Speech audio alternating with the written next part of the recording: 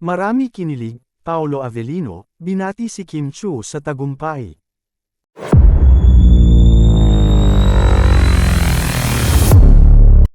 Grateful si Kim Chiu sa bago niyang international recognition na natanggap.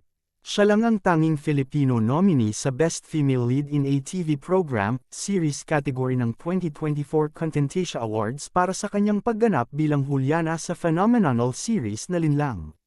Makakalaban ni Kim ang mga mahuhusay na aktres sa Asia na sina Ann Thong Krazem at Renee Bella Campo ng Thailand, Chantal Ng ng Singapore, Charmaine She ng Hong Kong, at Lucy Zhao ng China.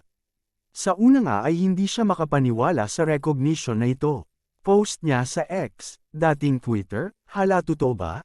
Grabe, thank you Panginoon. Dito palang okay na. Sa mga sumunod na post ay nagpasalamat siya sa Dreamscape Entertainment at sa namayapang head nito na si Deo Endrinel.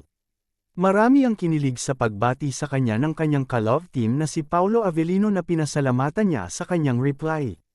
Marami nga ang kinilig sa pagbati ni Paolo at pagpapasalamat naman ni Kim, ha.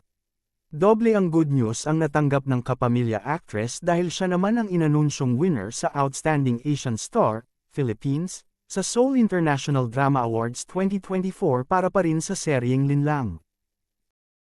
Tinalo niya sa nasabing category sina Nadine Lustre, Bea Alonzo, Dingdong Dantes, at pati ang kapareha niya sa serye na si Paolo. Naging emosyonal naman siya sa mga international recognition na natanggap niya. Still can't believe. On my way home, now inside the car. Thinking, what? Totoo ba lahat to? OMG. No words. Maraming salamat #Linlang, say niya sa X.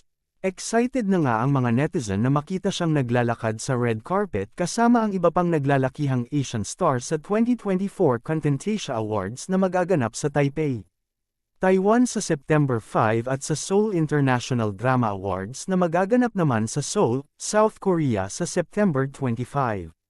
Congratulations, Kim!